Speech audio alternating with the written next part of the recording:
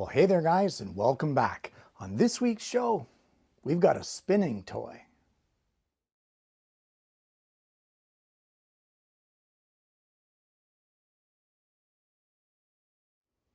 Well, this project is right up there on the list of simple projects, a great one to get the children involved with and allow them to help you to make it because it is very, very child friendly as far as the construction goes. These spinning toys were all the rage when I was young, and it was just a simple thing. It's string, a disc. Well, you're gonna see. Either way, I've got a pattern made up and it's a simple one, but let's head over to the bench and I'll show you what it looks like. Well, here is the pattern as it sits right now. It has not been tested yet, but that's what we're gonna do on today's show. It is basically a 4-inch circle with certain holes drilled in certain places of certain sizes. So although the pattern at this point says to cut one from 1/2-inch thick material, I didn't really have any 1/2-inch thick material readily available. So I'm going to be using 3/8 thick cherry. Guys, this is a simple project. You don't need to use even cherry. You can very easily use something like plywood if you want, anything like that, MDF, just something to have a little bit of fun with. So the very first thing I'm going to do is over the table saw, I'm going to cut a piece of this to be approximately 5 inches by 5 inches square. So I have our 5-inch square piece of cherry coated with painter's tape. And I want to take our pattern, spray it with spray adhesive. We're going to let it tack up for 3 minutes, and then we can rub our pattern down onto our cherry blank. All right, and with that done, you should have something that looks like this. Now, all of these holes that are here, including this dark one in the center, we're going to take a center punch and I'm going to center punch all of these holes. Now there are 2 very, very faint holes right here just outside of our center mark. So be sure that you don't forget those. I'm going to try to darken those up before the pattern goes on the website for download. Now at this point, we're going to head over to the drill press and we have several holes here that we can drill. We're going to start off with all of these larger ones. Guys, these are nothing more than 1/2-inch and 3/4 inch diameter holes. You can use drill bits if you have them, or you can use Forstner bits, whatever you like. If you don't have the drill bits that do those sizes, you can always take it over to the scroll saw and cut them out over there. They don't have to be perfect. Well, we can now drill the 3 holes in the center. The one dead center of the blank, guys, is going to be 1/16 of an inch in diameter, and the 2 just to the outside of it will be 1/8 of an inch in diameter. And when it's all said and done, you end up with something like this. So the next step that I want to do is I want to take this over to the scroll saw and I want to cut out this circle, but I'm going to cut it just outside of the line. It's not a tough cut, but just take your time and get it done. Well, we now need to make our circle round. Guys, you want to make it as close to round as possible. And for me, that includes using the circle sanding jig that we made here on the show not too long ago, hence the reason for that 1/16 diameter hole dead in the middle of our circle. If you don't have one of these jigs or don't want to make it, you don't have to use it. You can just carefully sand up to the line using your belt sander. You can use a lathe. You can do whatever you want to make this as circular as you can. It doesn't have to be perfect, but the toy will work better if it's as close to being perfectly circular as you can get it. And for now, this is all we're going to do for this. We have a little bit more that I want to do, but for now we can put it aside. We need to make the handles. So what I have here is 2 pieces of 5/8 diameter dowel. I've cut them to be 3 inches long and I've sanded the sharp edges off of each end. Now we need to drill some 1/8 diameter holes straight down through these in the middle. But how can you do that? Well, what I've done is I have made this little drilling jig, and it's just a scrap of plywood, and I have a center mark here marked on our end that coincides with the center of the dado that I've cut here. And our dowels will sit inside this dado for drilling.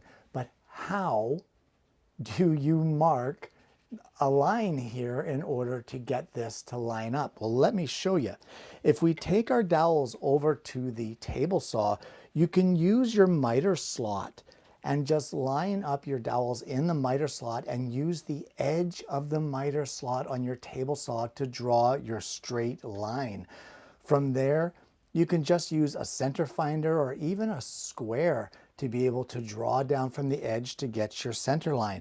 Even if you don't have the center finder, you don't really need it, because you can just let it overhang your jig a little bit and align the line that you just drew on the table saw with that square center line on your drilling jig. Well, now on that line that we drew along the length of our dowel, 1/4 of an inch in from each end, I'm going to drill a 1/8 diameter hole straight through using our jig to help me get everything straight and aligned. I have the masking tape on here because my dado that's in the drilling jig is just a little sloppy. So the masking tape, or the painter's tape, will help me to tighten that up a little bit and get a good clean drilling.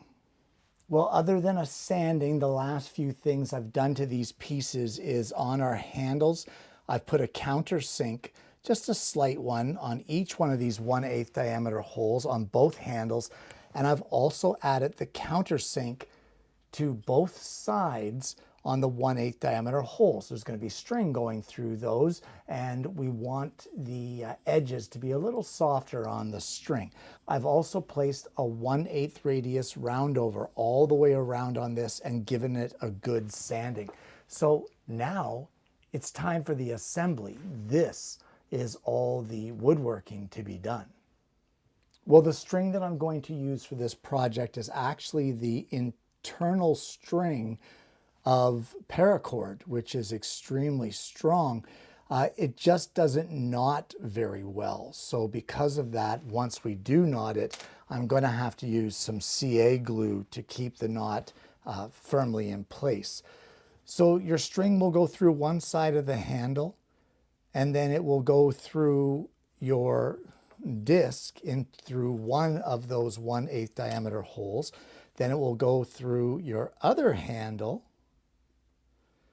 and then it will loop back around through the other hole, and then through the other 1/8 hole in the center of your disc. Okay, and once you get it like that, then you can tie this together. And like I said, it doesn't want to knot very well, this type of string. Depending on what type of string you have, you may not need to put any kind of CA glue or anything on it, but I'm going to. So I'm just going to tie this here in a knot. It's already slipping on me. We're going to tie it in a knot, and then I'm going to glue that, and I'll show you what it should look like. All right, and this is our completed toy. And all you want to do, now I haven't done this in a long, long time, but you want to sort of spin this so that it twists the string. And once you get it twisted, you pull it, and then you release it. You pull it, you release it.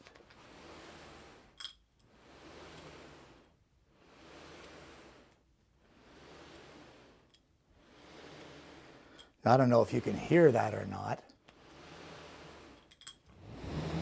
I'll just put it up here by the microphone.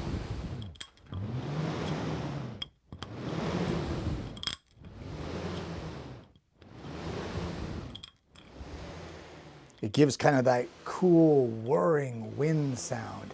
Now you can experiment with the different types of holes that you put in this. You can paint these, you can decorate them, you can do all kinds of things. You're not limited to just what I've done here today. So you know what, use your imagination and see what you can come up with for one of these. And there you have it, a spinning toy. Guys, I haven't made one of these in ages. I used to make these for my children years and years ago, And I don't know why, but it recently came up in conversation and someone said, hey, whatever happened with those? You know, how come you never make them anymore? And I thought, what a fun thing to make for my granddaughter to play with. It's funny how old has become new again. Now, I'm sure there are some of you out there who remember these toys. I used to have them all the time when I was a kid, and like I said, I made them for my children. But what a blast from the past. So easy to make, so fun, something that you can get the children involved with making. Depending on the size of their little fingers, you can increase the size of these handles, make them bigger or smaller. The reason for the handles, the ones that I had when I was a kid didn't have handles. You just pulled the string, but that string twists up and nips your fingers. And well, we were tougher back then, weren't we? But here we go. I've made handles here to protect the young one's fingers now.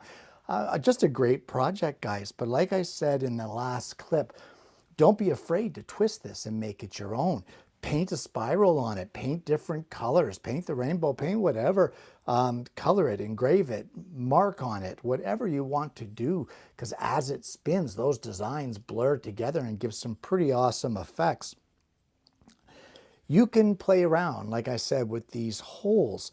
I'm sure there's a way to make these whistle. I have never done it myself, but I'm sure that if you play around with the holes enough and put them on different angles, there might be the possibility that they can whistle as you're playing with it. So, I don't know, experiment, have fun with it, make it your own, whether it be out of plywood, whether it be out of MDF, whether it be out of hardboard. Heck, you can even make these out of cardboard if you want. Really get the kids involved. Let them cut them out with scissors and let them go to town just with cardboard. It doesn't have to be wood to have fun with this toy. Guys, I want to thank you so much for tuning in this week. This has been a bit of a blast from the past, and I hope you've enjoyed the program.